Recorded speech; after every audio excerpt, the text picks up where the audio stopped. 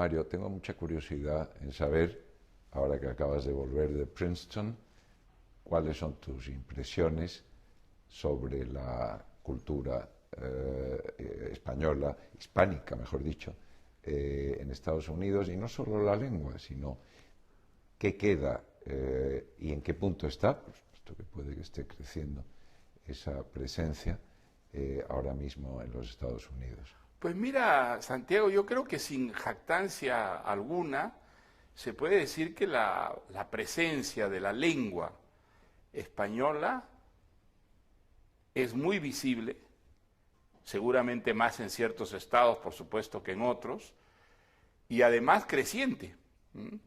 Una de las reuniones muy interesantes a las que asistí en Princeton fue una dedicada a la inmigración latina o hispánica.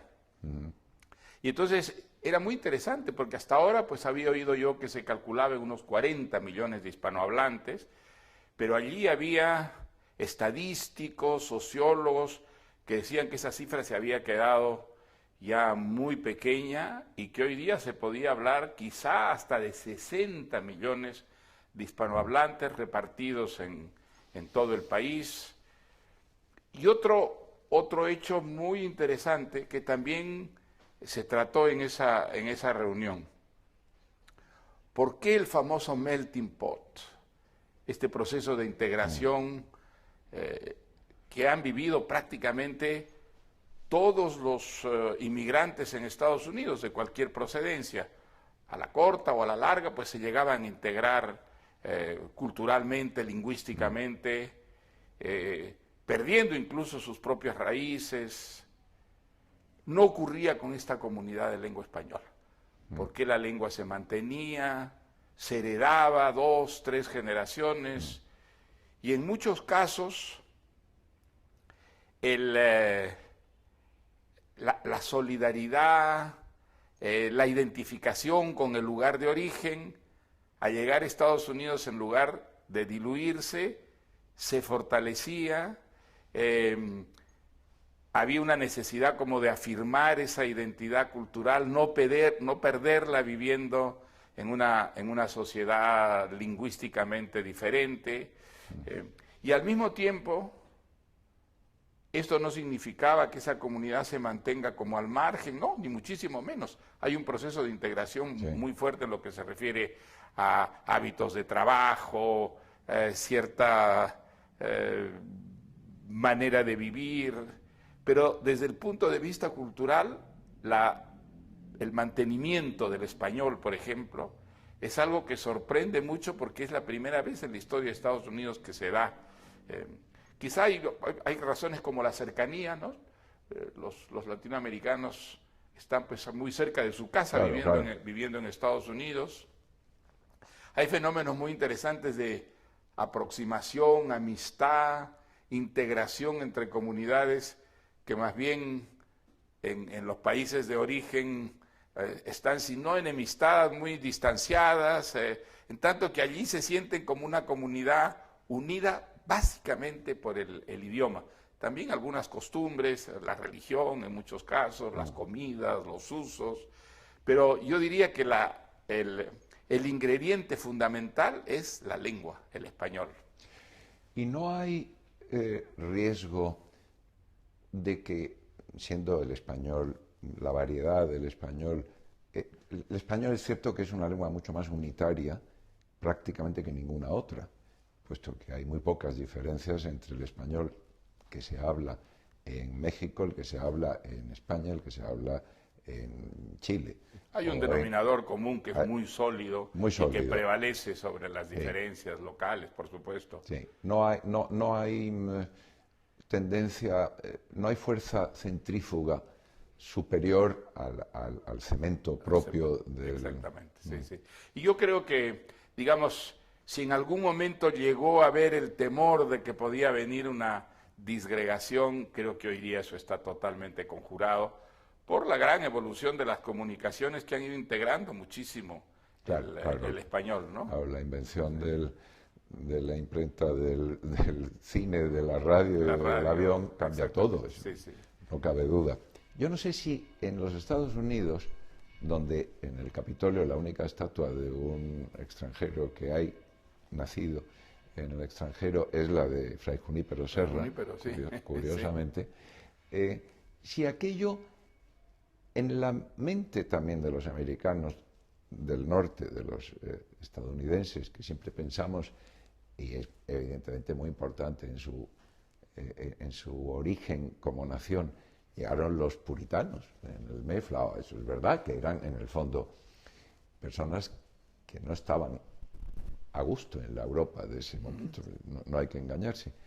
Mi pregunta es si no hay también gérmenes que hayan quedado de ese lado racionalizador que parte del influjo español tuvo. No sé si... Pues mira, no sabría darte una respuesta a eso, la verdad que no lo sé.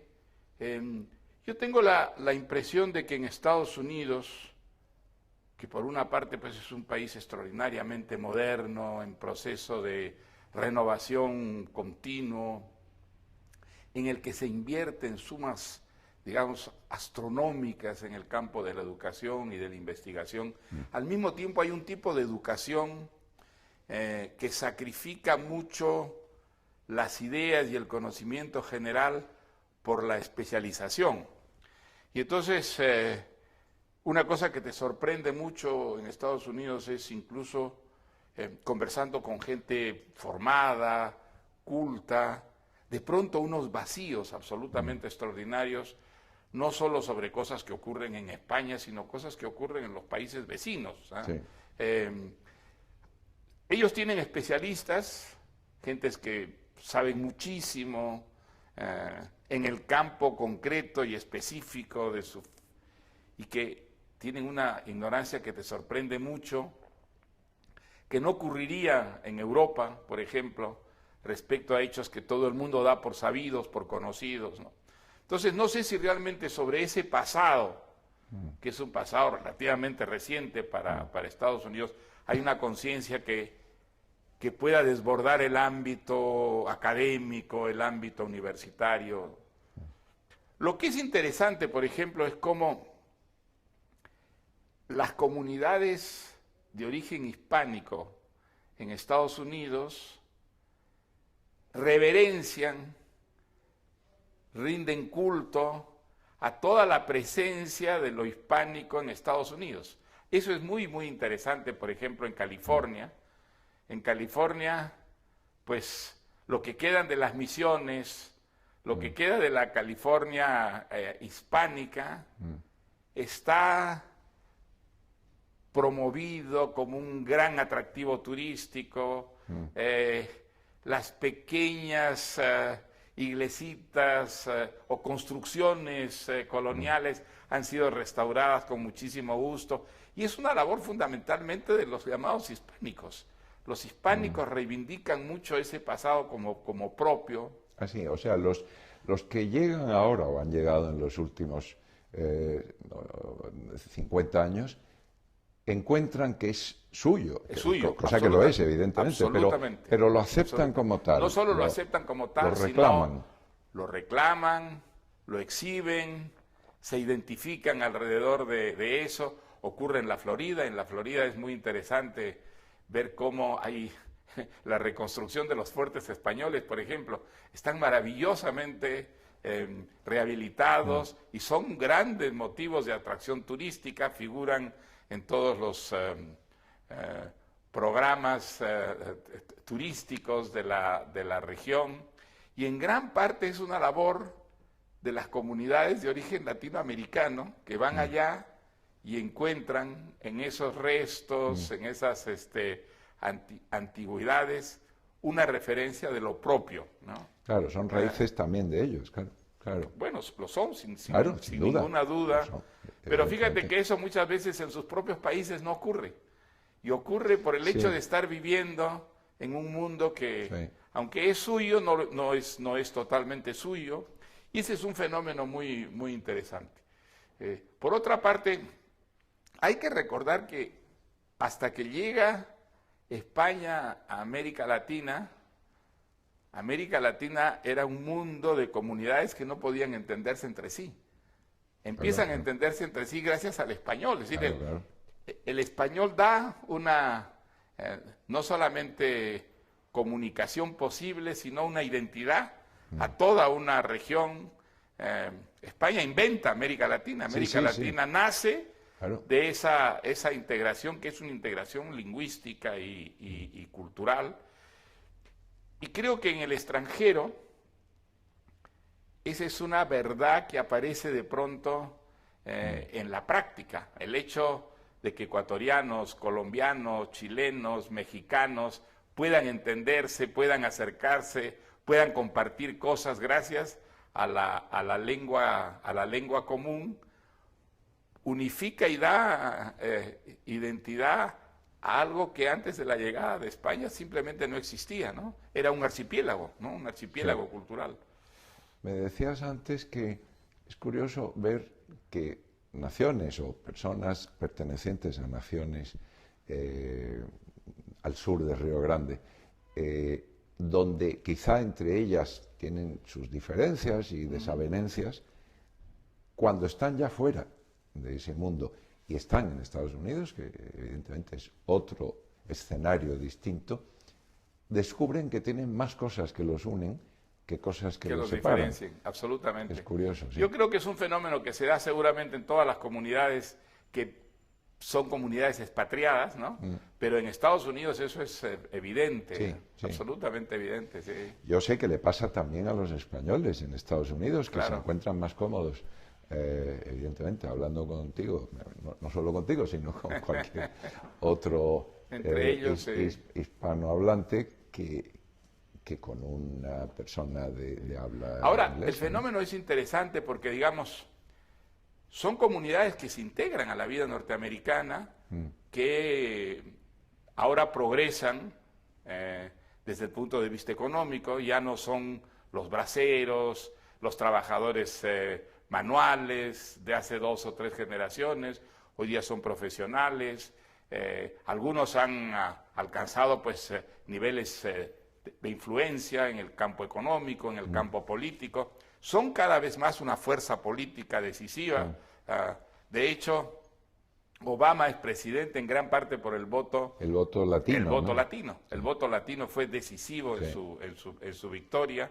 Y están cada vez más organizados porque han descubierto que en Estados Unidos es indispensable la existencia de sociedades, fraternidades, lobbies que defiendan intereses particulares de las comunidades, de tal manera que se integran, pero se integran sin renunciar a sus orígenes, y ese es un fenómeno nuevo en la historia de Estados Unidos. Provoca cierta alarma en ciertos sectores, provoca cierta... Bueno, hemos visto Huntington, por ejemplo, una persona pues, muy respetable, un historiador, ha escrito sumamente alarmado que el español puede desintegrar la identidad norteamericana. Yo no creo, yo creo que es un fenómeno que tiene que ver además con el mundo de nuestros días, esas identidades cerradas, únicas, absolutamente homogéneas, son cada vez más anacrónicas, ¿no? Claro. Y Estados Unidos es, yo creo, un enorme país hecho cada vez más de culturas distintas, creencias distintas, costumbres distintas, con un común denominador muy sólido, desde luego, ¿no? Pues si te puedo hacer una pregunta ya más personal, pero tengo curiosidad. ¿Qué siente un gran escritor como tú en lengua española en un país precisamente como Estados Unidos? Es una pregunta que quizá haya que dejar al margen de esto, pero no resisto el hacértela.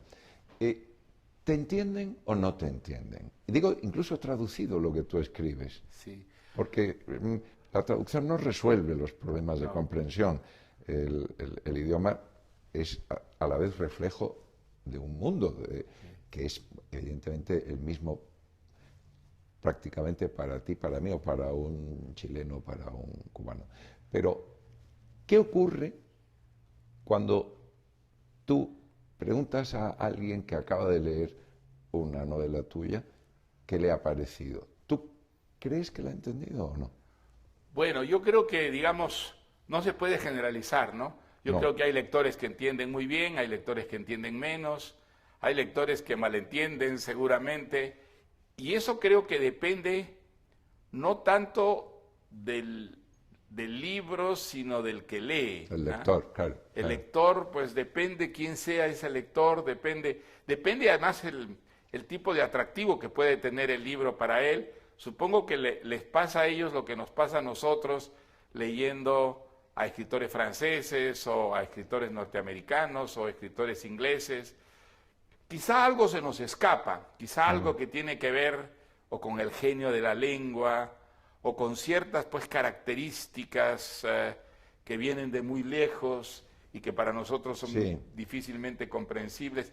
Pero creo que con el arte, con la literatura, con la cultura en general, hay un nivel de comprensión eh, que pasa por encima o por debajo de las diferencias lingüísticas o de las creencias, y es todo aquello que tiene que ver con la condición humana. La condición humana sí es la misma, Sí, y sí. esa condición humana, pues si se expresa a través de la obra de arte o de la obra literaria, permite un diálogo entre gentes de culturas muy, muy diversas. Quizá un inglés o un norteamericano no puede apreciar toda la riqueza del Quijote como puede apreciarla quien se mueve en ese mismo mundo lingüístico. Pero todo lo demás puede apreciarlo y todo lo demás es muchísimo. Lo que nos pasa a nosotros seguramente leyendo a Shakespeare o leyendo a Dante. Sí, ¿no? sí. Es que estamos mencionando lenguas primas hermanas, son lenguas Sí, románicas, afines, claro.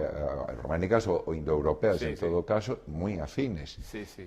Y es verdad que no es lo mismo que la sorpresa que nos puede causar, incluso traducido un clásico chino o Claro, japonés. o japonés, que no, por supuesto. a fin de cuentas, Por el supuesto, mundo sí, que sí. tú cuentas Pero de en todas maneras español. esas diferencias van disminuyendo con la globalización. Sí, ¿no? sí, sí, En sí. la globalización establece denominadores comunes cada vez más anchos, cada vez más grandes, y entonces eso yo creo que nos permite una mayor, no cabal e idéntica, pero sí una mayor comprensión de otras literaturas, de otras formas artísticas. ¿no?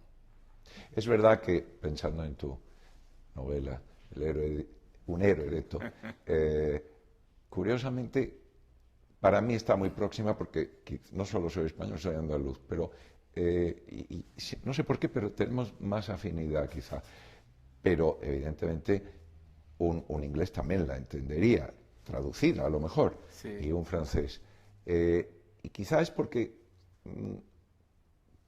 tú también, al alcanzar un nivel de profundidad en el análisis de la naturaleza humana, empleas categorías que son paradójicamente más extensas, al ser muy intensas, que las de otros escritores que caen en una especie de autismo. Que Bueno, claro, ciertamente, hay un tipo de claro, literatura que se puede llamar autista, que es completamente autorreferente. claro, Bueno, que no esa no, literatura se niega, diríamos, claro, a la exportación prácticamente, ¿sí? pasa a Opone veces, tantas dificultades a claro, la comprensión de un extranjero que de alguna manera se cierra al diálogo. Pero yo creo que todo objeto cultural realmente creativo siempre apela a un tipo de experiencia compartida que tiene que ver con, hombre, las manifestaciones básicas, ¿no? De lo que es la condición humana, el amor, la amistad, la muerte, la enfermedad, las relaciones humanas. Todo eso, aunque hablemos lenguas distintas y tengamos creencias distintas, establece entre nosotros una correspondencia que es muy grande. Y yo creo que la cultura, el arte, expresan fundamentalmente por encima de las diferencias esa comunidad, ¿no? De intereses y de experiencias, ¿no? pues como lector, además en español, afortunadamente, de tu obra, tengo que darte las gracias muy, muy sinceras por habernos hecho pasar a todos tus lectores horas tan que nos calaban tan hondo en lo que Pues nada, leíamos Santiago, de ti. muchísimas Y te gracias. agradezco que nos hayas recibido en tu casa Nada. para Esos hablar de elogios esto. venidos de un escritor y de un crítico tan agudo como tú me llenan de orgullo y me ruborizan. Muchas gracias, Encantado. Mario.